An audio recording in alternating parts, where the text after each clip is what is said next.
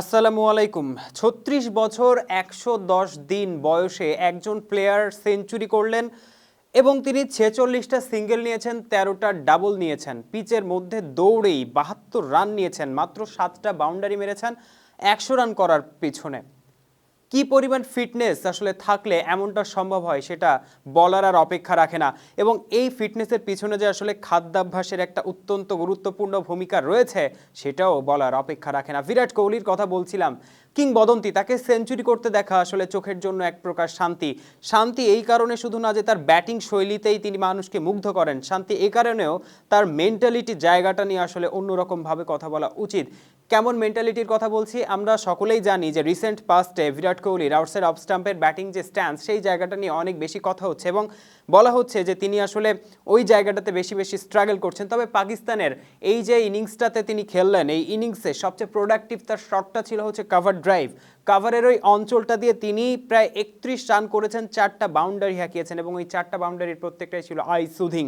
এবং ওই চমৎকার বাউন্ডারিগুলো হাঁকানোর মাধ্যমে তিনি আসলে প্রমাণ করে দিয়েছেন যে তার যে দুর্বলতার জায়গা, যেখানে কথা হচ্ছে ওই জায়গাকেই তিনি আসলে বার্ডস আই করছেন, বুলস আই করছেন, তিনি ওই জায়গা নিয়ে কাজ করছেন এবং ওই জায়গাটাতে আসলে এত বয়সে এসেও, এতটা দিন ক্রিকেটটা খেলার পরেও তিনি কিন্তু নিজেকে এখনও শোধরাতে চান, তার ভুলগুলো নিয়ে এখনও কাজ করতে চান।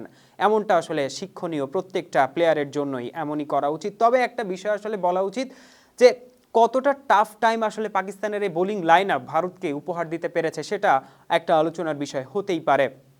টাফ টাইম এই কারণে বলছি যে ভারতের যারা ব্যাটসম্যান, যারা ব্যাটিং করেছেন, তারা আসলে যে বলগুলোতে আউট হয়েছেন, প্রথম 3টা যে আউট হয়েছে প্রত্যেকটাই ছিল স্পেশাল কিছু ডেলিভারিতে।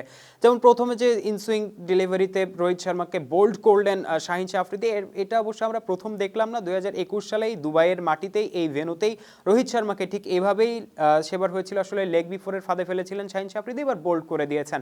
ওটা একটা স্পেশাল ডেলিভারি ছিল। ইনসেক্ট রিপেলেন্ট মাস্টার ব্যাচ যুক্ত আরএফএল ওয়াট্রো, কাপড় যত্নে রাখার নাম্বার 1 সলিউশন। এবং তারপরে আর একটা স্পেশাল ডেলিভারিতে আবরার আহমেদের, তিনি আউট করেছেন শুভমান গিলকে। শুভমান গিল যে বলটাতে আউট হয়েছেন এটা আসলে বল অফ দ্য টুর্নামেন্ট কিনা সেটা নিয়েও একটা আলোচনা হতে পারে। এবং ওই বলটার পরে বিরাট কোহলি যে রিয়াকশন দেখিয়েছেন, এইরকম রিয়াকশন আমরা বিরাট কোহলিকে আর শেষবার হয়তো দেখেছিলাম তিনি যখন আদিল রশিদের বলে আউট হয়েছিলেন ইংল্যান্ডের বিপক্ষে ম্যাচটাতে। লেগ স্পিনের ওই বলটা লেগ সাইডের লেগ স্টাম্পের বাইরে পিচ করে সেটা তার অফ স্টাম্প যখন উড়িয়ে দিয়েছিল, তখন তিনি আসলে এমন বিস্মিত হয়েছিলেন। এবং আজকে যে পাকিস্তানের আবরার আহমেদের ওই বলটাতে তিনি এমন একটা রিয়াকশন দেখিয়েছেন।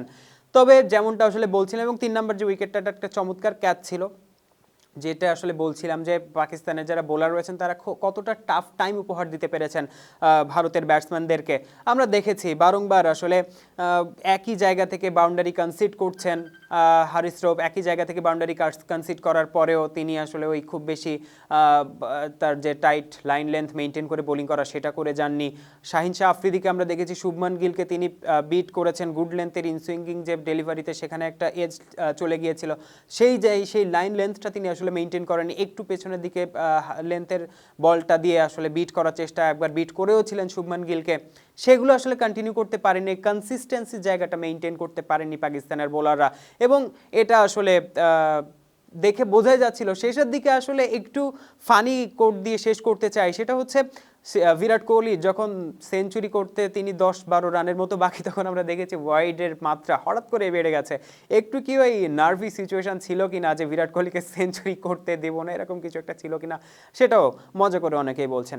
তবে এনিওয়েজ বিরাট কোহলি সেঞ্চুরি করেছেন এবং তার এই সেঞ্চুরিটা আসলে এক্সাম্পলারি যারা তরুণ উদীয়মান ক্রিকেটার রয়েছেন তাদের জন্য। এই কারণে শুধু নয় যে কিভাবে ব্যাটিং করতে হয় সেটা দেখা, এই কারণেও যে নিজের ছোট ছোট ভুলগুলোকে আসলে শুধরাতে হবে, শুধরে ফেরা যায়, দারুণভাবে ফেরা যায়।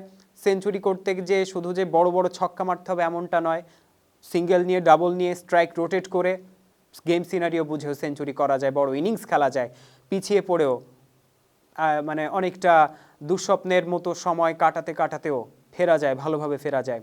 ধন্যবাদ এতক্ষণ সাথে থাকবার জন্য। কমেন্ট বক্সে আপনাদের মন্তব্য মতামত জানতে চাইবো। Thank you very much.